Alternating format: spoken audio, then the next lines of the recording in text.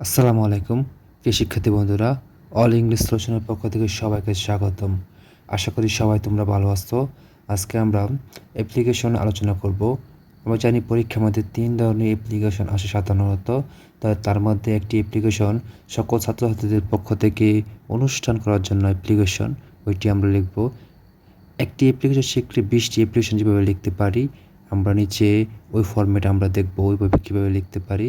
তো এখানে আমরা যে অ্যাপ্লিকেশন লিখতে পারবো, এখানে আমরা দেখতে পাচ্ছি যে to go on a study tour, শিক্ষা সফরে যাওয়ার জন্য, পিকনিক বনভোজনের জন্য, অ্যাড্রেস হলিডে, সরকারি যে কোনো ছুটির দিন হতে পারে, যে 26শে March, 16 December, function in the college অডিটোরিয়ামে যে কোনো অনুষ্ঠান আয়োজন করতে, অ্যানুয়াল সেলিব্রেশন বার্ষিক উদযাপন, to visit liberation or museum, to arrange science fair বিজ্ঞান প্রতিযোগিতা করার জন্য, তারপর স্টেজ ড্রামা মঞ্চ নাটক, কালচারাল প্রোগ্রাম যে কোনো সাংস্কৃতিক অনুষ্ঠান হতে পারে। এই ধরনের অনুষ্ঠানগুলো আমরা যে স্কুলের মধ্যে করতে চাইলে বা কলেজের মধ্যে করতে চাইলে যে ধরনের অ্যাপ্লিকেশন চেয়ে আমরা হেডমাস্টার অথবা প্রিন্সিপালের কাছে আবেদন করতে পারি, তা আমরা দেখব এখানে। শুরুতেই সবার উপরে তারিখ লিখতে হয়। তারিখ লেখার পরে একটা স্পেস দিয়ে দ্য হেডমাস্টার, স্কুল হলে দ্য কলেজ হবে, দ্য কলেজে হলে দ্য প্রিন্সিপাল। এখানে এবিসি স্কুল অথবা কলেজ, আমরা প্রশ্নের মধ্যে নাম দেওয়া থাকলে স্কুল অথবা কলেজে সেখান থেকে ওই নামটি আমরা নিব। তারপর আমরা এখানে যে ঠিকানা দেওয়া থাকে স্কুল অথবা কলেজে, এখানে সিলেট লিখেছি। তোমরা প্রশ্ন থেকে ওই ঠিকানা থেকেই লিখবে। আমাদের অবশ্যই প্রশ্নটা খেয়াল করে দেখতে হবে প্রশ্নের মধ্যে কোনো স্কুলের নাম অথবা ঠিকানা দেওয়া আছে কি না।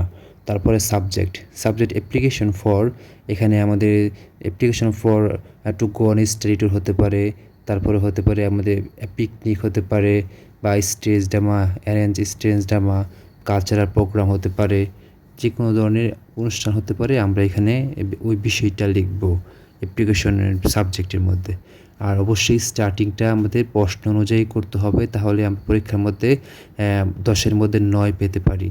আমাদের স্টার্টিং কথায় আছে, আমরা বলতে পারি যে মানুষের চেহারা দেখে বিবেচনা, মানে আমাদের অ্যাপ্লিকেশনের স্টার্টিংটা দেখে স্যার আমাদের নাম্বার দেওয়ার ক্ষেত্রে অনেকটাই ইমপ্রেস হবে।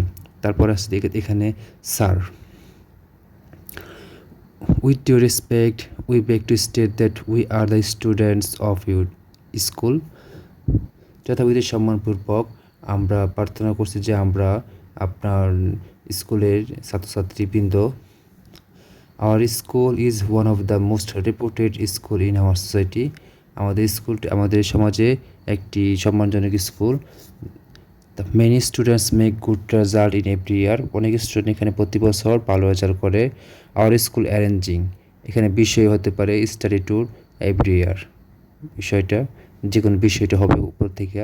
In this year we want to arrange a study tour, আমরাও কি এই বছরে এটা অ্যারেঞ্জ করতে চাই। অ্যাট স্থানের নাম দিতে পারে, যে কোনো চট্টগ্রাম হতে পারে, সিলেট, যে কোনো জায়গার নাম দিব স্থান, অথবা স্কুলে কোনো অনুষ্ঠান হলে অডিটোরিয়াম হতে পারে, বা স্কুল ফিল্ড হতে পারে, যে কোনো জায়গার নাম দিতে পারে। এখানে আমাদের জায়গার নাম দিব, কোথায় অবস্থান করতে চাই।